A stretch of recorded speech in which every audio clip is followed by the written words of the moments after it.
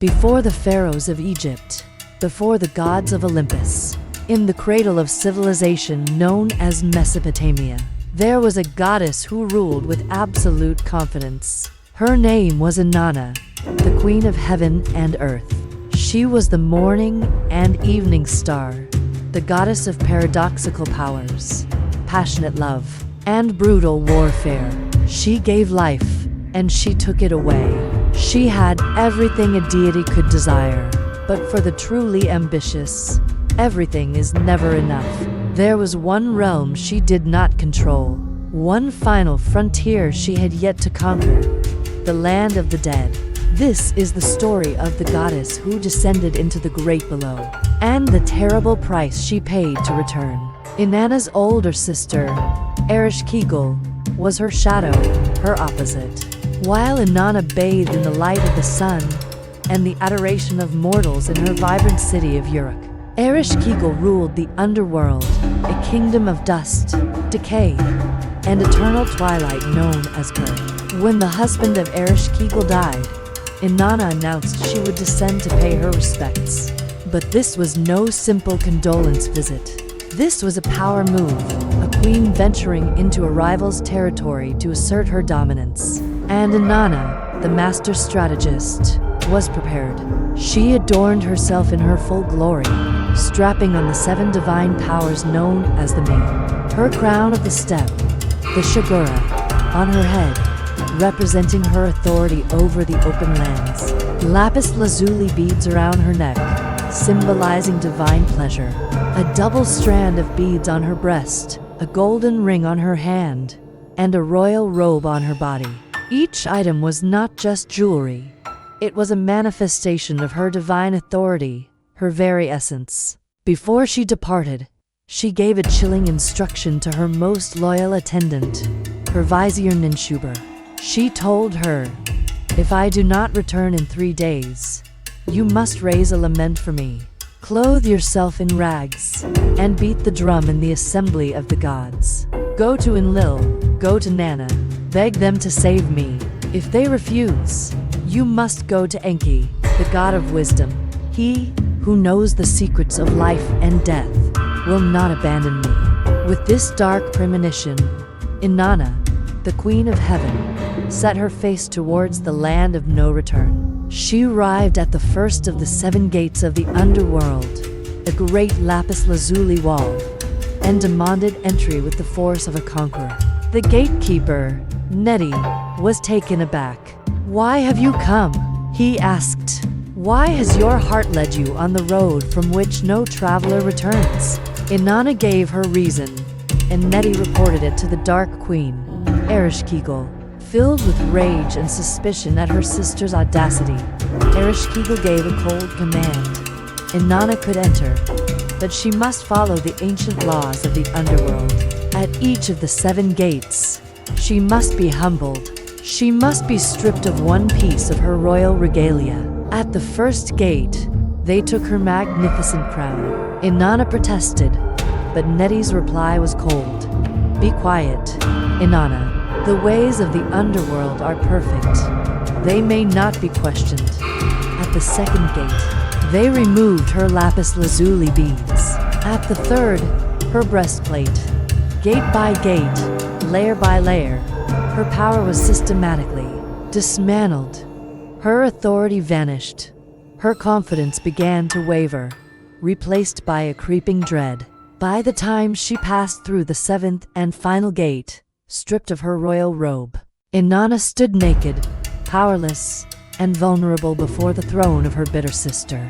In the dark throne room of Ker, the 7 judges of the Underworld, the Inanna, surrounded her and passed their sentence. Ereshkigal, the queen of the dead, rose from her throne. She fixed her sister with the eyes of death. She spoke a word of wrath. She uttered a cry of guilt. And Inanna, the radiant queen of heaven, the morning star, was struck dead in an instant. Her corpse was hung on a meat hook, left to rot like any common mortal. The ultimate ambition had led to the ultimate annihilation. Above, in the world of the living, 3 days and 3 nights passed. True to her word, the faithful Ninshuber began her desperate plea. She tore at her skin, dressed herself in sackcloth, and filled the heavens with her cries. She went to the great gods, but they refused her. The underworld has its own powerful and perfect laws, they said. Inanna knew the risks. We cannot interfere. Desperate, Ninshuber went to the final god on her list, Enki, the god of wisdom and magic. Enki, ever the clever problem solver, listened with compassion. He took the dirt from under his fingernails and fashioned to small, sexless creatures, the Kurgara and the Galadar. They were neither male nor female, beings who could slip between the cracks of creation. To them, he gave the food of life and the water of life. He sent them down to the underworld with one strange instruction. They were to find the grieving queen Ereshkigal and offer her empathy.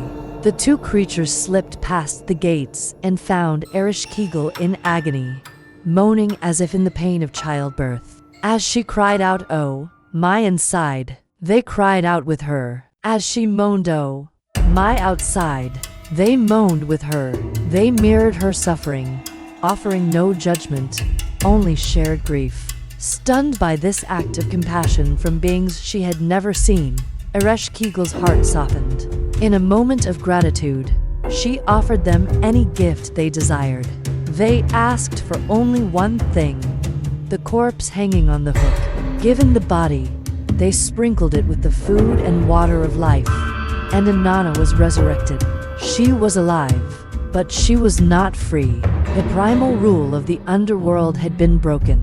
No one, not even a goddess, could leave the land of the dead without providing a substitute.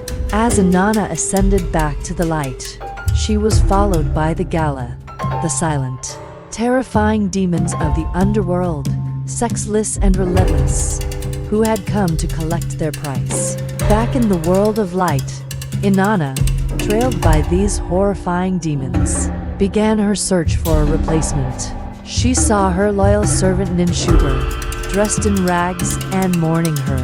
Inanna looked at the demons and said, "Not her. She fought for me."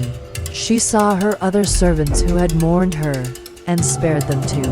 Then, she arrived at her own great city of Uruk, and there, she saw her husband, the shepherd king Dumuzid. But he was not mourning.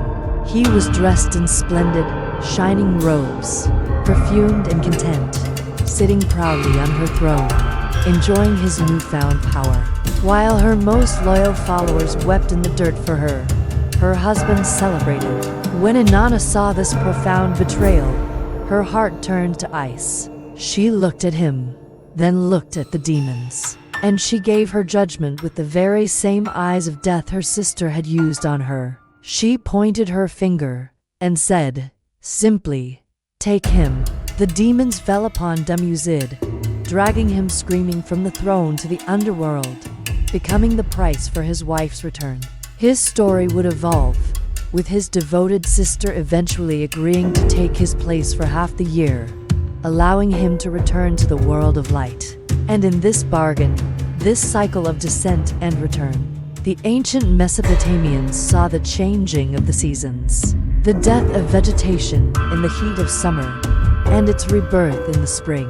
Inanna's journey is one of the oldest stories ever written, a tale of ambition so great it challenged death itself.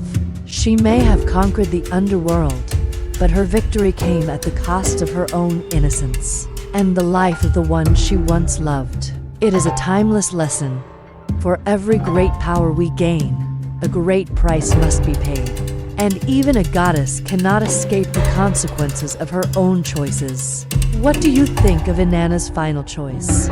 Was it a just punishment or a cold-hearted betrayal? Let us know in the comments. And if you want to explore more of the most powerful myths ever told, make sure to like, subscribe, and join us again at Aether Mythos.